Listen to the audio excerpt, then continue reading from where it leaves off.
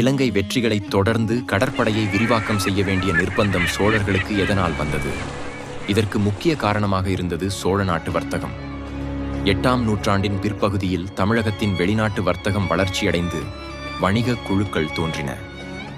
அவற்றில் மிகப்பெரியதும் பிரபலமானதுமாக இருந்தது திசை 1500 என்னும் குழு.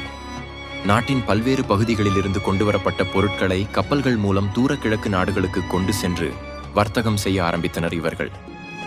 ஒரு புறம் வர்த்தகம் பல்கி பெருகினாலும் மற்றொரு புறம் அரபு நாடுகளைச் சேர்ந்த கடற்கொள்ளையர்களால் இவர்களுக்கு ஆபத்துகள் பல நேர்ந்தன.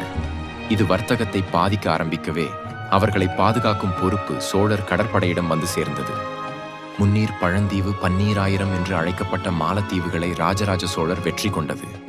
இந்த கடற்கொள்ளையர் ஆதிக்கத்தை தகர்க்கவே அதில் ஓரளவு அவர் வெற்றியடைந்ததால் சோழர் வர்த்தகம் முன்பு போலவே வளர்ச்சி பாதையில் செல்லத் துவங்கியது.